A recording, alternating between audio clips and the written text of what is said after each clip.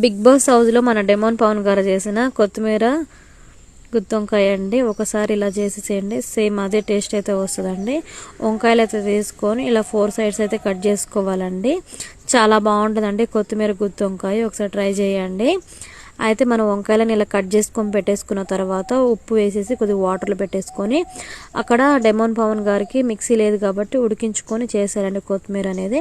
మనకు మిక్సీ ఉంది కాబట్టి ఇలా పచ్చిమిర్చి, కొత్తిమీర, అల్లం ముక్కలు, ఎల్లిపాయ ముక్కలు, కారము, అలాగే సాల్ట్ కూడా వేసుకోవాలండి. మిక్సీలోని మనము సాల్ట్ వేసేసుకొని కొంచెం ధనియాల పొడి, కొద్దిగా జీలకర్ర వేపి పొడి చేసుకుని అయితే వేసుకొని మనం మొత్తం మిక్సీ పట్టుకొని ఇలా పేస్ట్ అయితే చేసుకోవాలి. తర్వాత ఒక్కొక్క వంకాయ అయితే తీసుకొని మనం ఆ పేస్ట్ అనేది దాంట్లో పెట్టేసుకోవాలండి. చాలా బాగుంటుందండి, ఒకసారి ట్రై చేయండి. సేమ్ డెమోన్ పవన్ గారు బిగ్ బాస్ హౌస్లో చేసిన కొత్తిమీర గుత్తొంకాయ అయితే ఇలానే ఉంటుందండి, ఒకసారి ట్రై చేయండి. తర్వాత మనం అన్నిటికీ స్టవ్ పెట్టేసుకొని మిగిలిపోయిన పేస్ట్ అయితే ఉంచేసుకోవాలండి.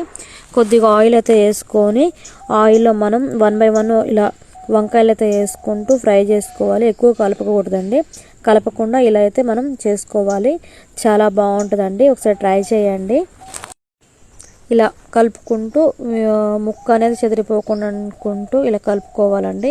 కలిపిన తర్వాత నేను నైట్ టైం చేస్తే మీకు లుక్ అలా అనిపిస్తుందండి.